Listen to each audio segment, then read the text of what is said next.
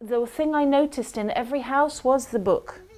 The book was there. I said to the mother, "Why do you fast in Ramadan? Why? What is the point?" And she said to me, "I fast in Ramadan to remember the poor." Allahu Akbar.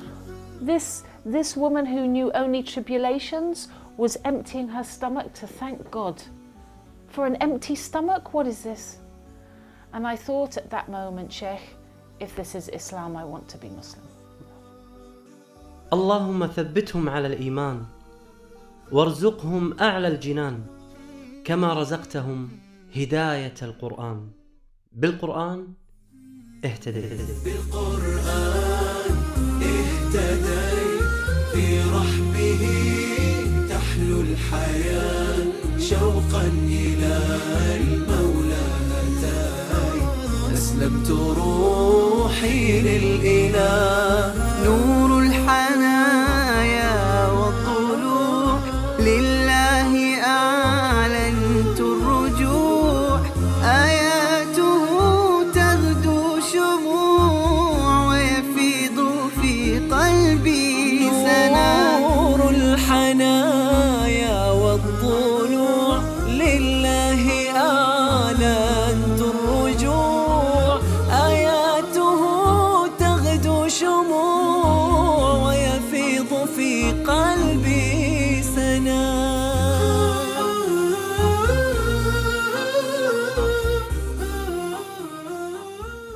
Assalamu alaikum rahmatullahi wa barakatuh. My name is Lauren Booth. I am a British journalist, broadcaster and human rights activist. I am blessed with two daughters called Holly and Alexandra. I was married before, that's why I have two children who are now 11 and 13. I divorced from their father before Islam and alhamdulillah I've now remarried to a Muslim man. وهي تحب أن نناديها بعد إسلامها باسم سارة، وسيكون خطابي لك دائما في هذا اللقاء باسم سارة بإذن الله عز وجل. عاشت سارة طفولتها مع والدين غير ملتزمين بتعاليم المسيحية، وكان والدها مدمنا للخمر وأمها عارضة للأزياء، ولكنها منذ الصغر كانت تشعر بوجود إله لهذا الكون. From the age of 5, very, very small, I loved to pray. I loved to speak to God. I knew in my heart there was one God. Not three gods, not two in one, not all of these one. But as you grow up in the West, how do you keep that connection in your heart? بدأت قصة أختنا سارة مع القرآن في فلسطين حين زارتها زيارة صحفية، فوجدت القرآن موجود في كل بيت. So there I met people living in poverty who were living under occupation. There I met mothers whose children were crippled, dead or in prison. But there I did not meet hopelessness. I met people of hope and people of warmth and people who had more joy in them than I did. And the thing I noticed in every house was the book. The book was there. Okay. And the Quran was always on a special place. Or they'd say, look, our book tells us how to behave. So I came to feel that this book was a guidebook to being good. And I knew that I was not a good person at that point. I thought this book, the Quran, must be a guidebook to helping others. قرآني أرضى به ألقى به اطمئناني، أحياني من غفلتي من زلتي وهداني، كم كانت الدنيا تضيق بوسعها، فتلوته ورأيته. ذهبت سارة للتسوق قبل رجوعها إلى بريطانيا، ومن ضمن قائمة التسوق وضعت القرآن للفضول والاطلاع. اشترته وعند رجوعها إلى بيتها فتحت المصحف. Remember that in 2006 I was drinking, smoking, very selfish, hedonistic. And I opened it with, yeah, let's have a look. Arrogance. Not peace, I came to arrogance. And I read this. And it's Surah Hud, Ayah 102. Surah سورة Hud, هود. 102. Thus much is the punishment of God your Creator, when He overtakes the towns whose inhabitants have proved themselves to be wrong-headed and wrongful of actions, and grow daily more and more wicked. The divine act of overthrowing the wicked is indeed painful and terrifying. Whoa, I was scared. وكذلك أخذ ربك إذا أخذ القرى وهي ظالمة إن أخذه أليم شديد. يا نفحة القرآن فوحي عطرا على قلبي وروحي يا بلسما يطوي جروحي لولا الهداية ما ارتويت. هذا قدر الله سبحانه وتعالى لها، بأنه تم تخويفها في هذا الوقت، لأن الله سبحانه وتعالى يعلم بأنه خيرا لها. فالقرآن الكريم يحتوي على الترغيب ويحتوي على الترهيب، فالله سبحانه وتعالى أعلم بما هو خير للبشر. Every page just seemed to tell me that I was a sinner and I was going to hell and God was angry with me. So when I started traveling the Middle East as a non-Muslim and as a reporter and journalist, I began to be moved by the clear expressions of manners. I was in Ramallah on my first ever visit to the West Bank, and I didn't have a coat because, long story, and I was cold. And an old lady came and she said, "Yalla, yalla, imshi, imshi." She pulled me into her house. I didn't think this actually happened. I didn't in the 21st century, I can't believe it. So that's the kind of generosity that we can give to one another and should when we're practicing the teachings of the Holy Quran. في 2008 كانت لها زيارة أخرى إلى فلسطين، وكانت لهذه الزيارة أثر كبير على أختنا سارة لأنها كانت في رمضان. وفي هذه الزيارة زارت إحدى العوائل الفلسطينية هناك. And I knocked on the door and the mother opened the door like this. Assalamu alaikum wa rahmatullahi wa barakatuh, Fadal. She was so full of light. She was full of light. Her eyes were shining. Her skin was shining. And she opened the door as if I was going into the Taj Mahal. As if she lived in the most beautiful place in the world. And when I went into her home, what was in her home, Sheikh? Fish. Nothing. Nothing. A room like this, but empty. Only walls, floor, ceiling. And one rug, and the iftar for 10 people was on the rug. And what was the iftar? One plastic plate of hummus, one plastic plate of khubz, one plastic plate salad. So when I sat down, I said, no, no, no, no, no. Wallahi, I tried not to eat. Sheikh, I tried not to eat that woman's food, but she kept giving me food. She said, you are our guest. And she gave me so much, and she wouldn't take no, and I ate and I felt angry. I felt angry at Islam. I felt angry at a book that would tell hungry people to be hungry for 30 days. I was angry at the Quran for telling this poor woman not to drink water when always her water is dirty. So I said to the mother, why do you fast in Ramadan? Why? What is the point? And she said to me, I fast in Ramadan to remember the poor. Allahu Akbar. This mother who had nothing in dunya, nothing, will never have perhaps anything in life. She was humbling her heart for other people who had less. What is this? This woman who knew only tribulations was emptying her stomach to thank God. For an empty stomach, what is this?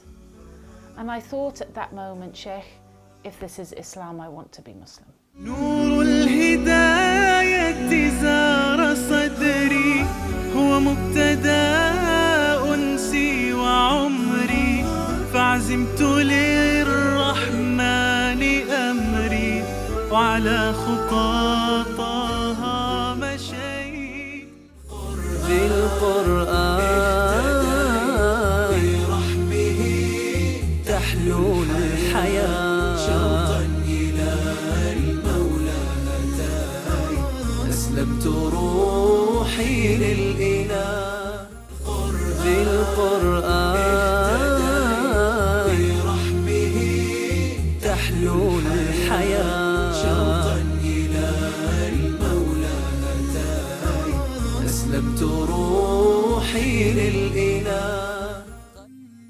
استمر أثر هذا الموقف في قلبها، لكنها لم تقبل على الإسلام إلى الآن. وفي يوم من أيام رمضان دخلت مسجدا في لندن مع صديقتها للاطلاع على أجواء المسلمين في رمضان، وكان هذا في عام 2010. Then I went into the masjid, and you know, in Ramadan it's not quiet. I sat down to watch. But when I sat down, I felt like I was under a waterfall of peace. And I was scared because I knew that this peace meant that Islam was the truth. And then 1 week later in London, I went into another masjid and I took shahada. ونطقت بالشهادة في مسجد كبير بلندن، وقابلت هناك الإمام والمؤذن. And they sat me down and spoke to me and explained about Al-Fatiha, that this is the key, the opening to your prayer. This is what it means. And all the time they were speaking, it was as if the room was heavy, you know, yeah? A feeling in the room of maybe peace. And you say the words and they're very big words to say. I testify that there is no God but God. You expect there to be a thunderclap, you know, really they're very heavy words. Just recognizing the enormity of knowing why you're born, why you exist, what you should be doing every day. أجمل ما في قصة سارة لما أخبرت ابنتيها بأنها دخلت الإسلام. And at the time they were 10 years old and 8 years old. And I said to them, your mum is thinking of becoming a Muslim, what do you think? And they said, we have 3 questions. And the first question was, when you are a Muslim, will you still be our mummy? And I said, yeah, I think I'll be a better mother. The second question was, when you are a Muslim, will you still drink alcohol? I said, I'll never drink alcohol again. They said, if you are a Muslim, will you still wear revealing clothing? I said, why did you ask me this? And my daughter Holly said, because you always show your neck and chest area and we hate it, we want you to stop. I said, look, if I'm Muslim, I will always be modest when I leave the house. And they said, we love Islam, that's it. And alhamdulillah, my daughters became Muslim and began praying with me straight away. Subhanallah.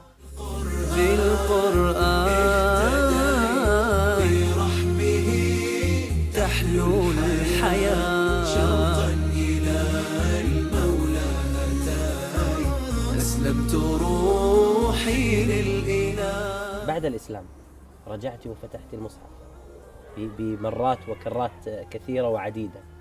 ماذا وجدت المصحف بعد الإسلام؟ It was a completely different book. Allah. It was a different book, but the voice of strength was the same. I could hear the might of God in there. I could hear the sternness and the risk of retribution, but now came the beauty. Now came the chance of Jannah. I just had to change. Allahu Akbar. أنت ما شاء الله من عائلة رئيس الوزراء البريطاني السابق توني بلير كان متزوج أختك. وهذا له مكانة اجتماعية كبيرة على أختك وعلى العائلة. هل كان له أثر عليك سلباً أم إيجابياً عند دخولك الإسلام؟ Unfortunately, my brother-in-law, Tony Blair, has been involved with some of the most heinous criminal acts against human beings of the last century. We think of Iraq and Afghanistan. These are crimes against humanity, and the people who profit from them, whose businesses make money now out of Iraq, are in my family. How was I supposed to react? How was I supposed to react? I'd already shunned Tony Blair. I said, khalas, no, this is no good. On a political and human grounds, this is no good. But then I said my shahada, and everybody said, you know, Allah tells us don't break relations, be kind. And when I read the ayah that said very clearly, no, if your family go beyond justice, that's the line. And if you are being unjust, you have to look at yourself as well. And I felt relief, and I thought, right, I do not have to accept injustice while it's being done for whoever does it, however powerful they are and however close. سبحان الله، هذه الآية اللي ذكرتيها سبحان الله في حياتك، مهما كانت شخصية الإنسان ومهما كانت مكانة الإنسان، الله سبحانه وتعالى ذكرها في سورة النساء: يا أيها الذين آمنوا كونوا قوامين بالقسط شهداء لله ولو على أنفسكم أو الوالدين والأقربين. أصبحت قراءة سارة للقرآن مختلفة، مع أنها لا تجيد قراءة اللغة العربية، ولكن رسائل القرآن تصل مباشرة إلى القلوب. If I leave the Quran for 2 days, there is a sharpness to life. It's like kind of walking on glass. Like things will get to you, things will stab at you in a small way, but you know, you'll be affected. I will be affected by things directly. الله سبحانه وتعالى يقول: الذين يأكلون الربا لا يقومون إلا كما يقوم الذي يتخبطه الشيطان من المس. So, Sheikh, it's an odd choice to choose a fairly unspiritual, very practical verse in the Quran. I know, you know, most people we're drawn towards, I want to read about what Jannah is about, or I want to be afraid of hellfire. But when I first read this, it's incredible because it was in 2010 when we were talking about the world banks crashing, when it looked like American finance was finished. Today, all of the world is touched by riba. Kuwait is touched by riba. Muslims are touched by riba. Everything that we buy, somebody, the shopkeeper is selling it you with riba. Allahu Akbar. How do we cleanse ourselves? Riba is devouring the business world. It's devouring humanity. It's making us slaves. We are slaves because of riba. We are abid riba. ثبتني يا الله على طريق الهدى فكل ما أخشى سوء الختام غدا. You're probably wondering about people like me who've come to Islam, and I'm telling you, 3 years ago I was not in hijab. 3 years ago I was not going to be Muslim. Let me ask you this: would you buy a car of someone who hated cars and preferred bicycles? Or would you go to an expert in cars? Don't seek out messages from people who've already decided they hate Islam. Go to a masjid, speak to an imam, go to the Quran yourself, and most of all, ask God for guidance to the truth. That's all, and may the truth find you. أختنا سارة، شكرا لك من القلب. أنا وفريق العمل أريد أن أعرف أمنية أختنا سارة. I have a very small charity called Peace Trail in the UK, and we are determined to work in the area because it says in the Quran, take care of the people around you first. You know, my heart is in Gaza, but my life is here. Allah has put us here to make a difference.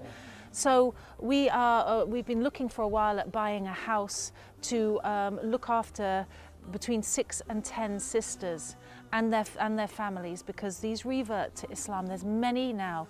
5,000 Muslims coming to Islam every year, and the sisters, wallahi, they're struggling. Sometimes they are abused by their new Muslim husbands, may Allah forgive us all. Sometimes their family kicks them out and they have nowhere to live. And the new community, Sheikh, we're not looking after them properly. And it breaks your heart when the new sisters, they go to the church and the church looks after them. So I ask Allah, Allah provides everything. بعد أن علمت بأن موقع نون سيساهم معها في مشروعها الدعوي فرحت سارة فرحا لا يوصف.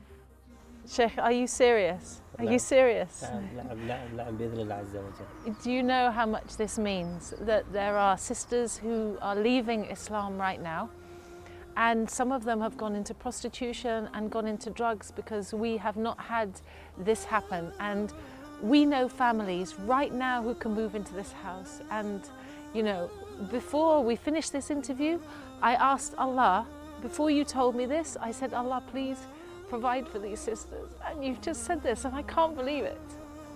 Allah, yes, I can. I'm amazed. Wallahi, literally, when I made dua upstairs, I was asking for help for this. And subhanAllah, this is great news to support our community here. Wallahi, may Allah, I thank Allah.